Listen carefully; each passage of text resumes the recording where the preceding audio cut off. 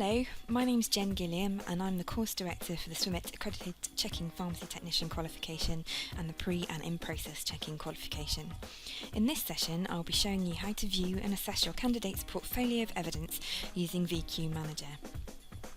Now you should have received an email from me with your login details and a link to the site, so enter your username and password and you'll be taken to the homepage. I'm going to show you the core elements of VQManager, but please feel free to have a look around and explore to get the best out of the software. Now on the home page you'll be presented with several tabs that you can click on and use. If you're unsure what the tabs do, if you hover your mouse over, it will give you a little explanation of what's happening in that tab. The first one you'll see is the To Do tab. This tab shows you items that need your attention, for example evidence that's been submitted by your candidate. If we have a quick look underneath, you'll see my candidate's actually uploaded some evidence for me to look at. So you can see under unassessed evidence, there's evidence for me to assess. If the internal verifier has sent you any reports on your candidates, this is usually when the candidate's been fully signed off. You'll see them in this section here. And if you've been assigned any new learners in the last 30 days, it will show you at the bottom. So from this tab you can click on Assess and it will take you straight to that piece of evidence for marking. The other tabs on the home page we're not going to go into in great detail and you can have a look at those in your own time. So the next tab at the top of the screen, My Learners, so I'm going to click on that one.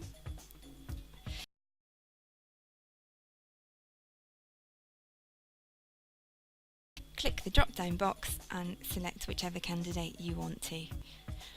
I'm going to be doing my candidate check for this exercise. So the first tab you will see is Unit Assignments. This is where the qualification has been assigned to your candidate.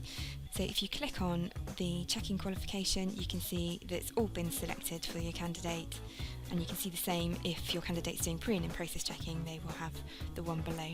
Assessment plans. We don't tend to write individual assessment plans for these two qualifications, so don't worry too much about that.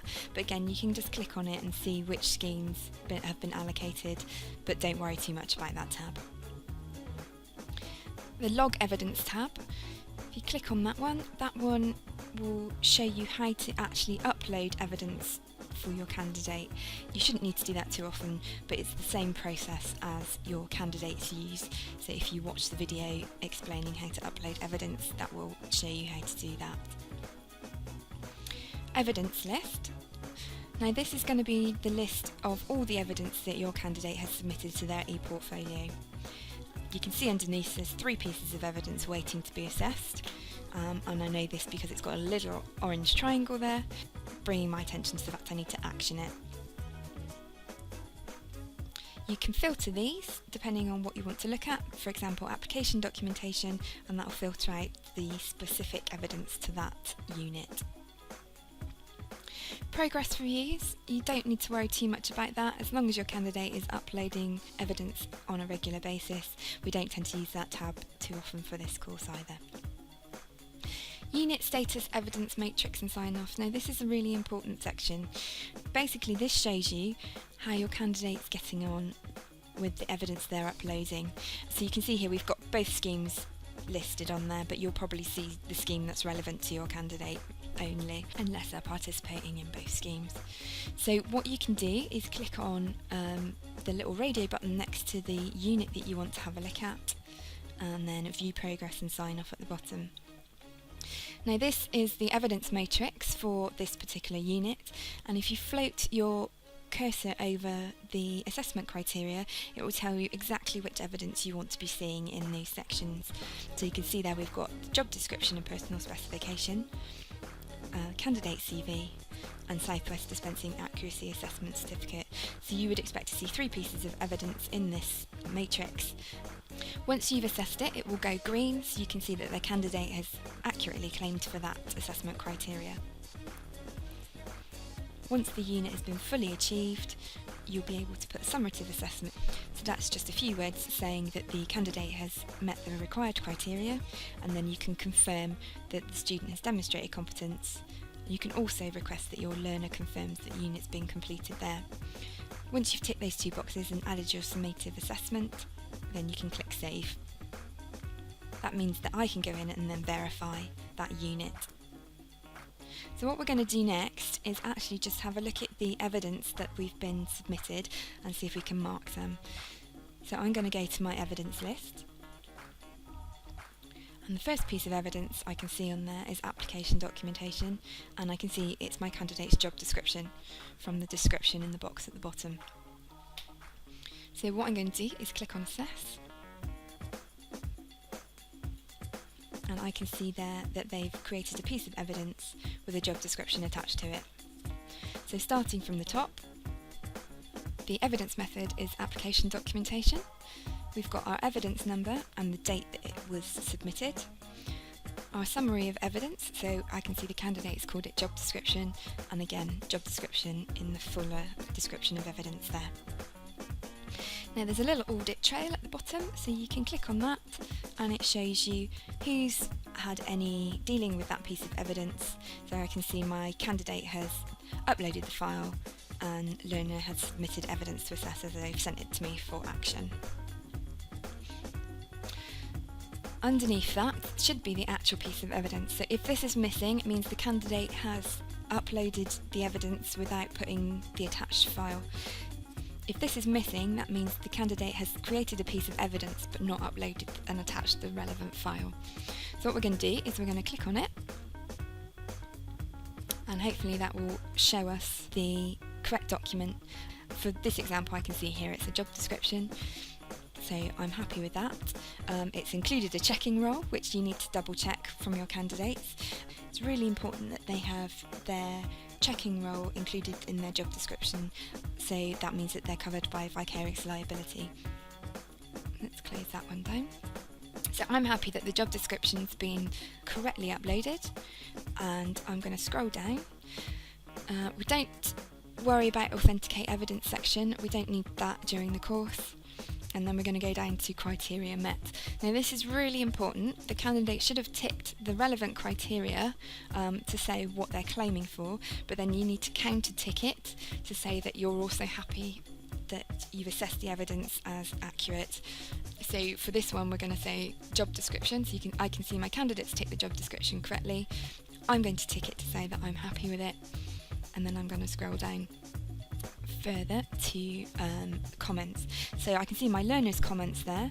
So they've said I've uploaded my job description, thank you, and I can see my assessor's comments in here. So this is where I add some comments to my candidate, and also the internal verifier can see it later on. Now obviously your candidate may have got you to feedback on the actual piece of evidence, but if not, please make sure that you have added some information in here. So for example, I'm going to put the date,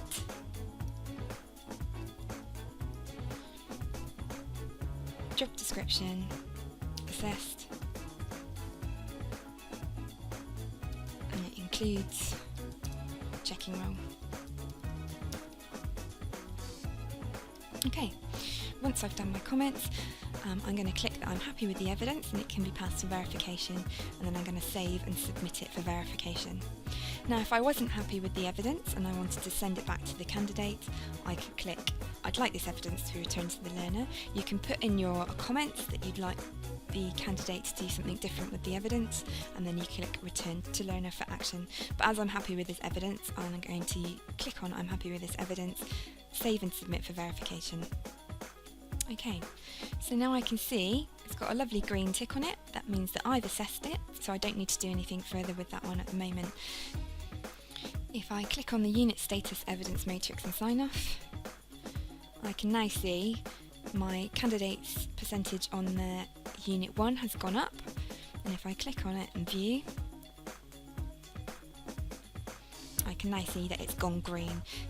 So my candidate has now completed that piece of evidence for that assessment criteria, and I can see that the evidence is sat there and marked. That also means the candidate can now see that it's been marked as well, so they can see it on their matrices also. Okay, so let's go back to evidence list.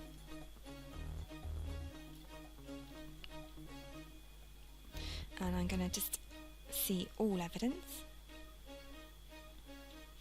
can see there's 2 other pieces of evidence waiting for me to assess it. So let's have a quick look at the reading reflection.